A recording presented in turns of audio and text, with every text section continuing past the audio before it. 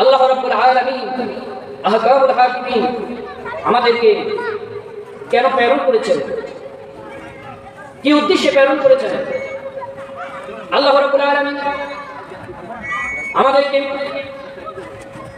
কোথায় ছিলাম আমরা, কোথায় এসেছি, আবার কোথায় চলে যাব? আল্লাহ রাব্বুল আলামিন আহকামুল হাকিমিন কালামুল মাজিদ ফুরকানুল হামিদের মধ্যে ইরশাদ করেন, বিসমিল্লাহির রহমানির রহিম الذي خلق الموت والحياة ليبلوكم أيكم أحسن عملا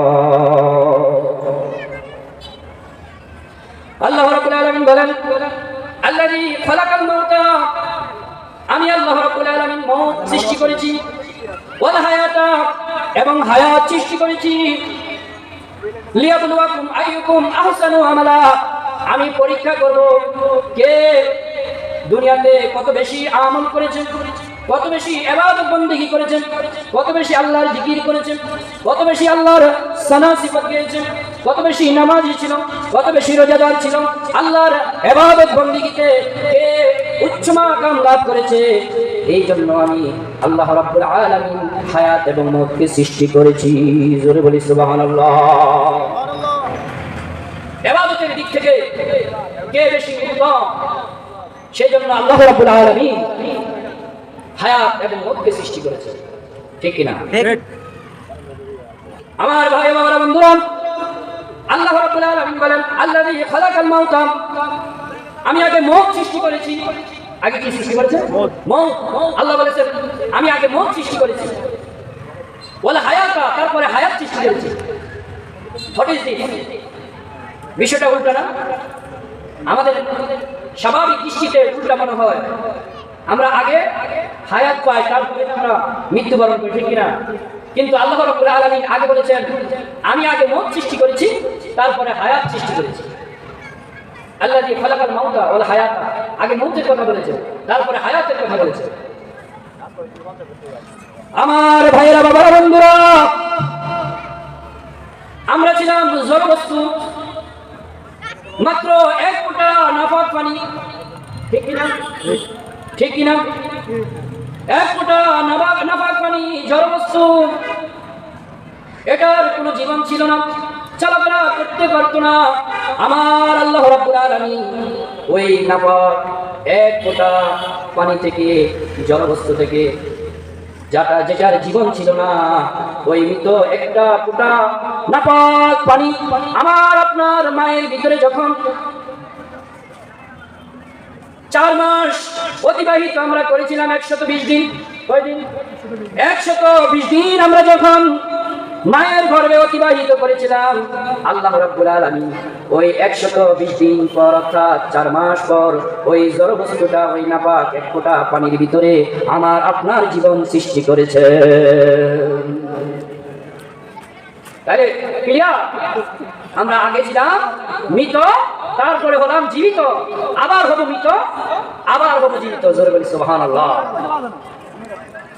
এই আমার হায়াত এবং মওতের মাঝখানে দুনিয়ার জীবনে কতটুকু আমল করেছি, আল্লাহ রাব্বুল আলামিন আহকামুল হাকিমিন কালামুল মাজিদ ফুরকানুল হামিদের মধ্যে ইরশাদ করেন, ওয়ামা খালাকতুল জিন্না ওয়াল ইনসা ইল্লা লিয়াবুদুন।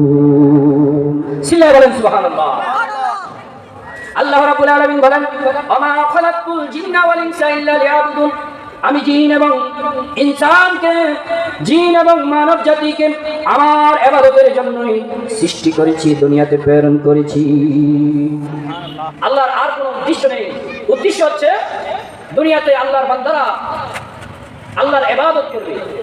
কি করবে? ইবাদত করবে। এই ইবাদতের জন্য আল্লাহ রাব্বুল আলামিন দুনিয়াতে আমাদেরকে প্রেরণ করেছে।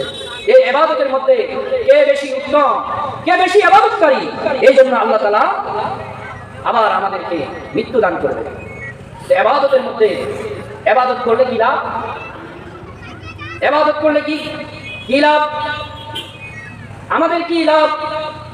আল্লাহ রাব্বুল আলামিন আহকামুল হাকিমিন, আমাদের স্রষ্টা, আমাদের প্রভু, আমরা যার দাসত্বের মধ্যে নিবেদিত ওই আল্লাহ রাব্বুল আলামিন আহকামুল হাকিমিন কিয়ামতের কঠিন মুসিবতের সময় যারা আল্লাহর ইবাদতকারী বান্দা তাদেরকে দেখা দিবে।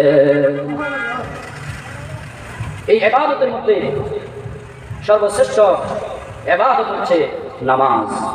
সর্বশ্রেষ্ঠ ইবাদত কি? নামাজ। যেই নামাজটা আল্লাহ রাব্বুল আলামিন সকল নবী রাসূলের উপর ফরজ করে দিয়েছিলেন।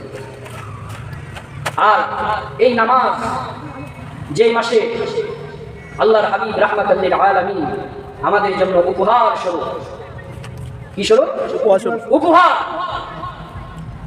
আমাদের জন্য উপহার স্বরূপ যেই নামাজ আল্লাহর দরবার থেকে নিয়ে এসেছেন, এটা সেই মাহে রজব মাস। এই মাসের 27 তারিখ আল্লাহর হাবিব রাহমাতাল লিল আলামিন আল্লাহর দরবার থেকে মেরাজের রজনীতে আমাদের জন্য নামাজ নিয়ে এসেছেন। আমরা সকলে বলি আলহামদুলিল্লাহ। এই নামাজ পেয়ে আপনারা কি অখুশি? অখুশি না?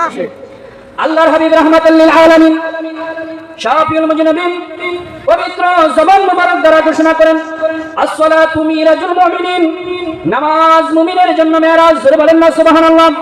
নামাজ মুমিনের কি? মেরাজ। নামাজ মুমিনের কি? মেরাজ। আল্লাহর হাবিব মেরাজ করেছেন মক্কাতুল মুকাররমা থেকে সিদরাতুল মুনতাহা পাড়ি দিয়ে, সাত আসমান পাড়ি দিয়ে, আল্লাহ রাব্বুল আলামিন লা মাকান দিয়ে আল্লাহর হাবিব আল্লাহর দিদার করেছেন। 90,000 কালাম আল্লাহ রাব্বুল আলামিনের সাথে করেছেন। আসার সময় তার উম্মতের দরদি হয়ে, উম্মতের কান্ডারি হয়ে আল্লাহ রাব্বুল আলামিন আহকামুল হাকিমিন তার পেয়ারা হাবিবকে দিয়েছেন। হে আমার পেয়ারা হাবিব রাহমাতাল লিল আলামিন, আমার হাবিব গো, ও হাবিব, আপনি তো সাত আসমান পাড়ি দিয়ে, লা মাকান পাড়ি দিয়ে আমার দরবারে এসেছেন। আপনার জন্য আমি তাম কুল কায়নাত সাজিয়েছি। জান্নাত আপনার জন্য, আসমান আমার আপনার জন্য, তাম পৃথিবী আপনার জন্য আমি সাজিয়েছি। হে আমার হাবিব, আপনি সকল কিছু দেখেছেন, আপনি সকল কিছু শুনেছেন, সকল কিছু আপনাকে দেখানো হলো। ও আমার হাবিব, আপনার উম্মতের জন্য একটা মেরাজ আমি ব্যবস্থা করেছি। ওই মেরাজটা হচ্ছে আমার বান্দারা যখন সাজদায় গিয়ে সুবহান রাব্বিয়াল আলা বলবে, সঙ্গে সঙ্গে আমি আল্লাহ রাব্বুল আলামিন ওই প্রত্যেকটা সেজদাকারীর সাথে আমি আল্লাহ দেখা দিব। সুবহানাল্লাহ। সেজদাকারীদেরকে আল্লাহ তাআলা দেখা দিবেন। এখন প্রশ্ন আসতে পারে যে আমরা তো কত সেজদা করি, আল্লাহকে তো দেখি না। আরে ভাই, আমাদের সেই চোখ নাই, ঠিক কি না? সেই চোখ না। আল্লাহকে যখন সেজদা দিবেন, ওই সেজদাকারীদেরকে আল্লাহ রাব্বুল আলামিন দেখা দিবেন। অতএব নামাজ ছাড়া সেজদার কোনো ব্যবস্থা নাই। আছে কি? সেজদা দিতে হবে, নামাজ পড়তে হবে।